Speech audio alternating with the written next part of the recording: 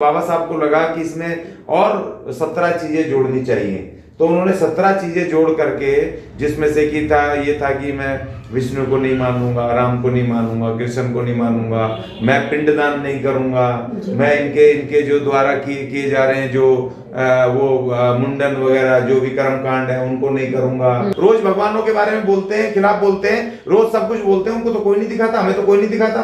एक अचानक से जो प्रतिज्ञा है जो हर उसको ली जाती थी, 14 अक्टूबर को ली जाती है। इस देश के अंदर नागपुर में चले जाओ, जो हमारा वहां पर वो दीक्षा भूमि है, हर साल वहां पर ये 22 की 22 प्रतिज्ञाएं ली जाती हैं, वहां लिखी हुई है 22 प्रतिज्ञाएं। और महाराष्ट्र सरकार हर साल गजट पेश करती है, हर साल निकालती है उनको 22 प्रतिज्ञाओं का वो उसके सरकारी खाते में निकालती है। तो तब तो बवाल नहीं होता, ये बवाल किया गया, मैन्युफैक्चर्ड था। देखिए, आप अगर कोई भी रटी रटाई चीज को किसी साजिशन तरीके से करेंगे तो उस पर बवाल होगा, लेकिन आप जब एक रेलिवेंट नई चीज ऐसी बोलोगे, कहेंगे जो जरूरत है, उस समय की समाज की जरूरत है, तो उस पर बवाल नहीं होगा, क्योंकि आज मेरी जरूरत है, मैं राजनीति की बात कर रहा हूँ। नमस्कार, स्वागत है आपका हमारे न्यूज चैनल पर। मैं हूं आपके साथ कुसुम। आज हमारे साथ बातचीत करने के लिए अशोक अज्ञानी हैं, जो बाबा साहेब की बात करते हैं, संविधान की बात करते हैं और लगातार अपनी राय बेबाकी के साथ रखते हैं। सर, सबसे पहले तो स्वागत आपका हमारे चैनल पर। जी धन्यवाद। सर, आपसे सबसे पहले जानना चाहूंगी कि बाबा साहेब ने बौद्ध धर्म जब ग्रहण किया था तो 22 प्रतिज्ञाएं ली थी, लेकिन आपको देखा जाता है कि आप 23 प्रतिज्ञाएं लेते हैं, तो क्या कारण है उन 23 प्रतिज्ञाएं आप लेते हैं? उन 23 प्रतिज्ञाओं में ऐसा क्या खास है?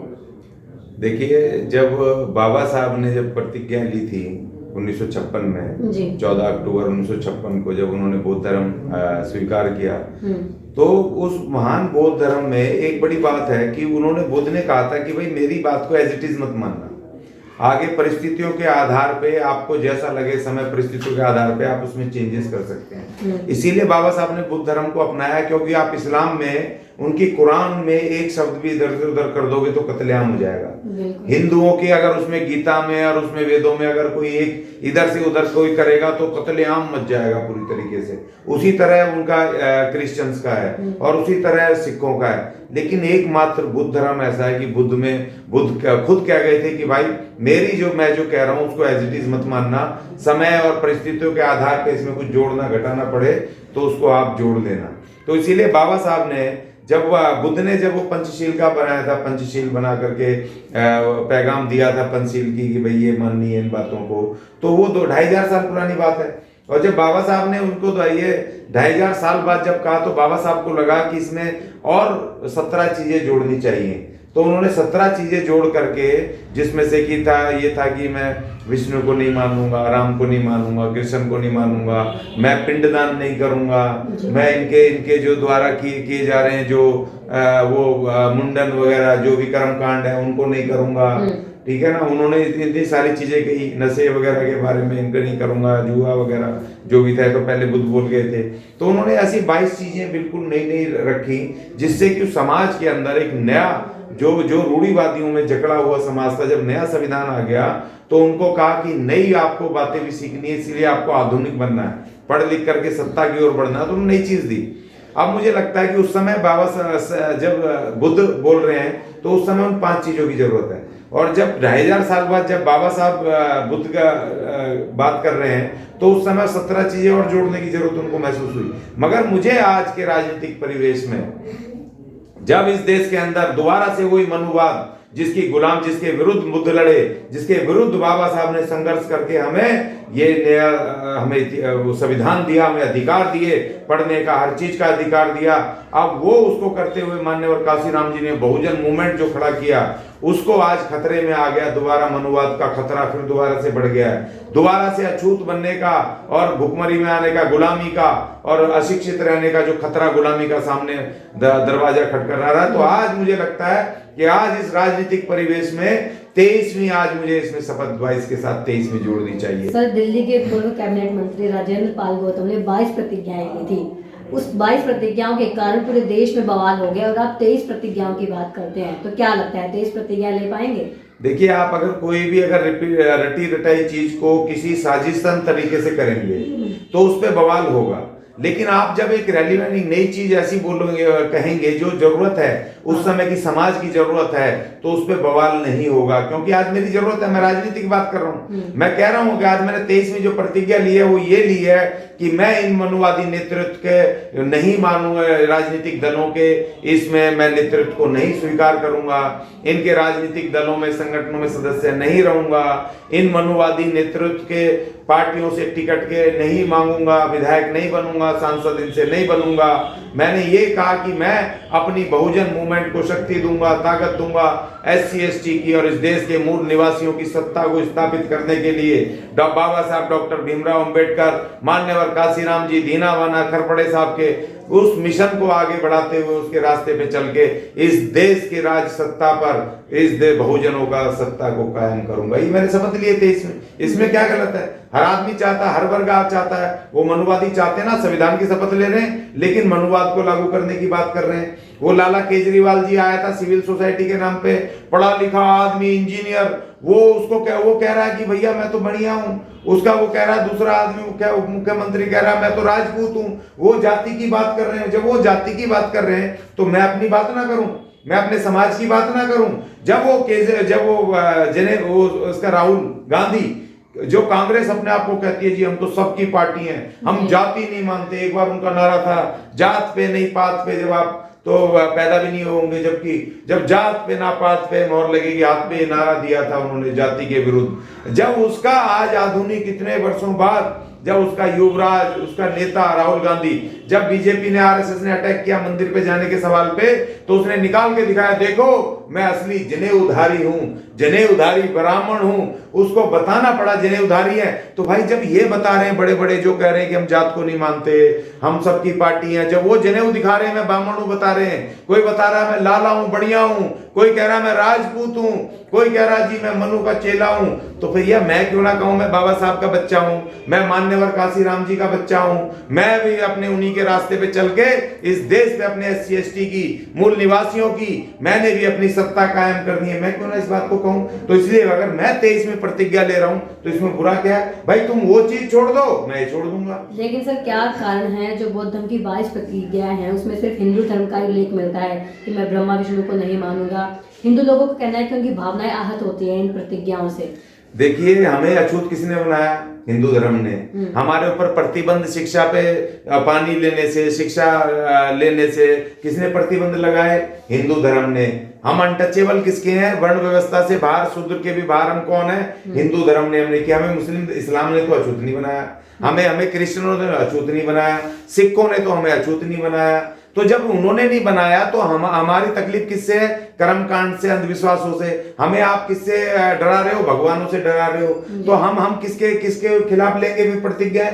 बाबा साहब ने प्रतिज्ञा, ये प्रतिज्ञा में हमारी नहीं है 22 प्रतिज्ञाएं, ये हमारी उन महान विभूति की जिसको दुनिया में सिंबल ऑफ नॉलेज माना जाता है, जिनके पास 3-3 PhD थी और 23 डिग्रियां थी। वो दुनिया के सबसे पढ़े लिखे आदमी ने, उसने ये प्रतिज्ञाएं ली है। उस समय हिंदू धर्म भी था, उस समय सिख धर्म भी था, इस्लाम भी था, सारे थे, पारसी धर्म भी था। तो क्योंकि हमें उन धर्मों ने कोई वो नहीं पहुंचाया ना, चोट नहीं, हानि नहीं पहुंचाई। हमें अछूत बनाया हिंदुओं ने। आज भी हमें कौन पीट रहा? हमारी मुझे रखने पर कौन मार रहा? हमें हिंदू मार रहे हैं ना, जो अपने आप को हिंदू अपर कास्ट कहते हैं। हमारे बच्चे को कौन से टीचर ने मारा? वो मुसलमान था क्या? कि उसने घड़े से पानी पी लिया उसके घड़े से, तो वो ब्राह्मण था या वो मुसलमान था, या वो कौन था? हिंदू ही था ना, हिंदू राजपूत था। तो इस तरह हमारी बहन जो वहां पर हाथरस में जिसके साथ वो कांड हुआ, कौन थे? सारे राजपूत समाज के थे ना।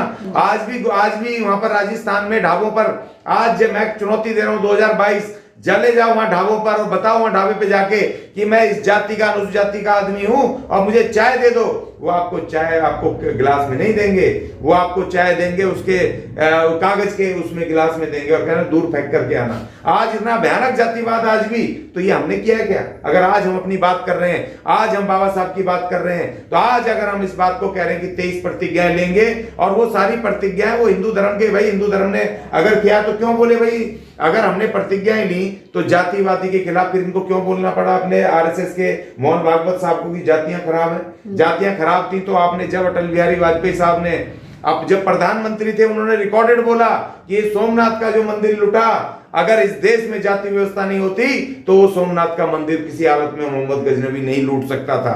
उन्होंने कहा रिकॉर्डेड की एक सामाजिक एकता की बात, तो आप करो ना सामाजिक एकता भैया, हमारा आप जनेऊ संस्कार करो, हमें ब्राह्मण बनाओ, ब्राह्मण बनना है भाई। और तुम कहते हो हमारे लोगों को जाकर के कि हमें मुगलों ने बनाया, हमें ये सफाई के पैसे थोपे, हमें उन्होंने जबरदस्ती हमें अछूत बनाया। तो भैया मुगल चले गए, अब अंग्रेज भी चले गए, अब तो तुम्हें जब पता है कि हम तुम में से ही थे तो करो हमारा जनेऊ संस्कार, हमें भी गंगा जल से नहलाओ और जनेऊ दो ना भाई। अब क्यों नहीं बना रहे, हमें हिंदू बनाओ ना, हम तो बनना चाह रहे हैं। लेकिन क्या कारण है कि 22 प्रतिज्ञाएं पहले भी ली जाती थी, बौद्ध धर्म पहले भी ग्रहण किया जाता था, लेकिन अगर आज वही 22 प्रतिज्ञाएं ली जाती तो देश में बवाल हो जाता है। नहीं देखो, जिसमें अगर साजिश होगी, मक्कारी होगी, अपने समाज से धोखा होगा तो बवाल मचेगा।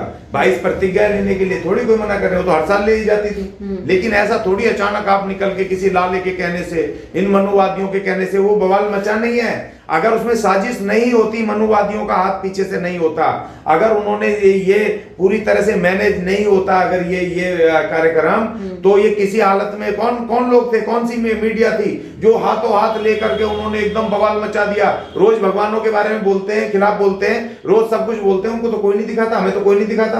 एक अचानक से जो प्रतिज्ञा है, जो हर उसको ली जाती थी, 14 अक्टूबर को ली जाती है। इस देश के अंदर नागपुर में चले जाओ, जो हमारा वहां पर वो दीक्षा भूमि है, हर साल वहां पर ये 22 की 22 प्रतिज्ञाएं ली जाती हैं, वहां लिखी हुई हैं 22 प्रतिज्ञाएं। और महाराष्ट्र सरकार हर साल गजट पेश करती है, हर साल निकालती है उनको 22 प्रतिज्ञाओं का वो उसके सरकारी खाते में निकालती है। तो तब तो बवाल नहीं होता। ये बवाल किया गया, मैन्युफैक्चर्ड था, क्योंकि बहन मायावती जी और बहुजन मूवमेंट को 2024 को खत्म करने की हमारी चुनौती, जो इस भारत के जो 2024 का जो चुनाव आ रहा है उसमें जो बहुजन चुनौती होने वाली है, राजनीतिक चुनौती, उसको रोकने के लिए ये मायावी, ये विभीषण टाइप के लोग, ये गद्दार टाइप के लोगों को वहां प्रोजेक्ट करना था। इसलिए वो 22 प्रतिज्ञाओं पे बवाल मचा, आज से पहले तो नहीं मचा। मैं भी इतना बुढ़ा हो गया, देखता हूं हमेशा से पूरे देश में 14 अक्टूबर को लगातार होते हैं, बुद्ध के प्रोग्राम होते हैं, संसद में होते हैं, हर जगह होते हैं। तो भैया ऐसा कौन सा अचानक ये हो गया कि अचानक तो 22 प्रतिज्ञाएं दिलवाई गई, एक महीने पहले एक रथ बना करके घुमाया। तो ये सब मैन्युफैक्चर था और उन्होंने मचाया बवाल, और किसी ने मचवाया गया, ये मचाया हुआ ये पूरा मैनेज था, जिसको कि कंडेम हमने किया और अब हमने उसको काउंटर कर दिया है। वो पूरी तरह से मैन्युफैक्चर था, इसलिए बवाल हुआ। हम रोज ले रहे हैं, मैं 23 प्रतिज्ञा रोज लेता हूँ, संविधान बहुत चिल्लाता हूँ, जंतर मंतर से लेकर के रोज बोल रहा हूँ भाई, हमारे कोई बवाल नहीं मच रहा है। क्योंकि भाई मैं जिससे स्थिति को देखकर क्या लगता है, बहुजन मूवमेंट बच पाएगा 2024 में, कुछ कमाल दिखा पाएगा? नहीं, बचाए हुआ है, बच पाने का सवाल नहीं है, वो तो बचाए हुआ था, हमेशा से था। जब बाबा साहब डॉक्टर भीमराव अंबेडकर लड़ रहे थे, वो उनकी इतने शक्तिशाली थे अकेले आदमी कि वो गोलमेज सम्मेलन में भी उनको प्रतिनिधित्व देना पड़ा अंग्रेजों को।